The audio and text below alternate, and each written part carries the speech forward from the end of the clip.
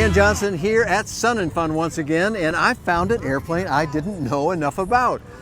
I'm talking to a guy named Bill Clapp here who's going to tell me about his airplane. Bill, what am I standing beside here? What have you created for us? Well, Dan, thank you for coming in and stopping by. I'm the CEO and owner of Azalea Aviation. Azalea. Azalea, like the flower. And we produce probably the only composite kit on the market that is probably affordable. So what we've done is we have a two-place cross-country airplane that you can build at home. Very easy to build, 500 to 1,000 hour build time. Really? Absolutely.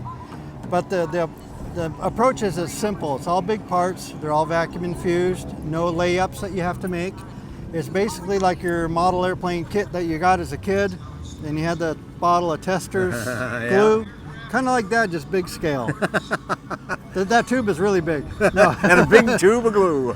But it's almost that same basic design. Like in the wing, there's only about 9 major parts. Is that right? Because you got about 6 ribs and a top skin, bottom skin, and the spars. Then you start adding some of these little parts, but you get the big part, it's really easy to put together, and then you start adding in your little parts, and then you'll cut out your aileron and your flap. Now I want to touch on you said composite, Yep. and it's a real composite in Yep. one way that I found particularly interesting, and obviously you like, and that's your spar. Tell me about that. Yeah, a true composite means it's made of a multiple of materials. So all the fiberglass parts are of course made out of fiberglass, no carbon fiber. Keeps the cost down. Okay. And like you said, our spars are wood, which is very, very strong. They have no fatigue life. You just seal them and make sure you don't get any predators or rot into them. That's the only things you have to really worry about. But because we use fiberglass, you can see through it. So when you're making a bond, you can see the bond. If you use carbon fiber, you can't see whether your bond is well done. That's a distinction I've never heard about the construction with those two materials. The other thing too is all your antennas can be inside the airplane. Oh, yeah, right. So you'll not see any external antennas. So by removing the antennas, you reduce the drag, you're more efficient. There's a lot that goes into that. Now, this is available as a kit. You mentioned that, of course. And you do not have a special light sport aircraft approval yet. You're going to wait on Mosaic, which is, we hope, right around the corner. But you're ready for that, and you have an aircraft that is capable of it. Can you describe that for me, so people that would like that kind of thing know what they would expect? Well, we have an airplane that's capable of LSA under the old rules. But any of our airplanes would meet under Mosaic, I believe. Okay. So you could do, if you wish to pursue it, you could do an LSA now. Correct. Yeah. But without the approval. Without the approval, but it would still be an LSA-able. It meets the parameters of LSA. So, but then you could take that airplane if you wanted to. If Mosaic came along, you could throw a bigger engine in it, and then you can go faster and do other things. Well, one of the key points. You could always up it. You can't go down. You can go up. Right. Yes.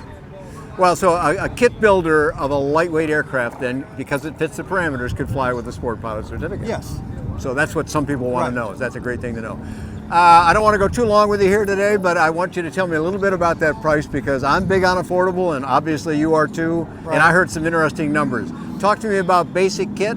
Tell me a little bit about the engine that you also make yourself, and then talk to me about in-air price or typical cost for someone who would want to do this as a kit now. Right.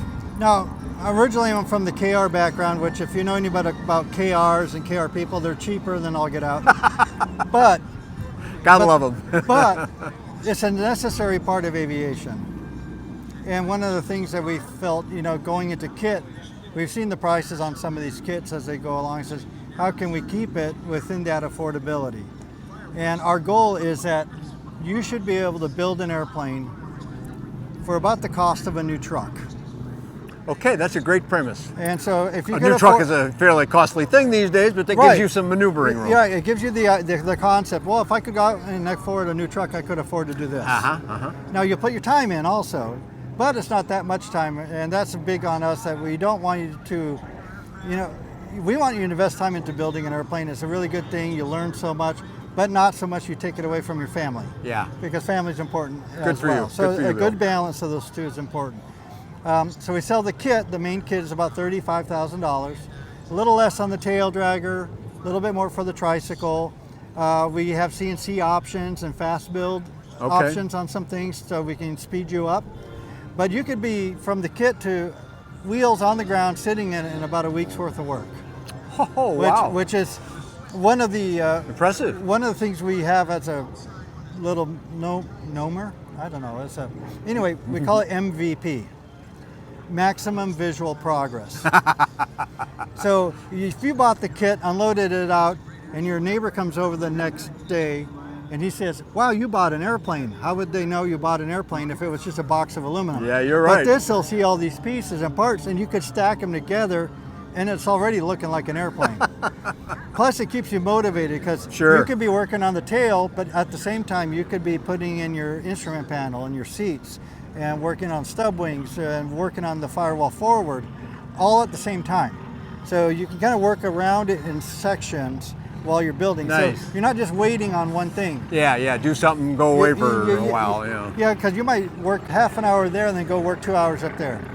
But you'll be working on designing your instrument panel right away, or your interior.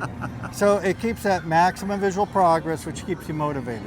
Excellent. And that's a great We don't want our review of kits that. up on the rafters. But now let's go back to one number that I asked for there, and that is, what would a typical person be able to get this in the air? I mean, if not the absolute lowest total cost, but a reasonable cost to get in the air for an average person. Okay, if you built a simple, clean VFR Saberwing with our 100-horse engine, that's a baseline engine with basic avionics, $55,000. There you go, $55,000 in 2025. Yeah.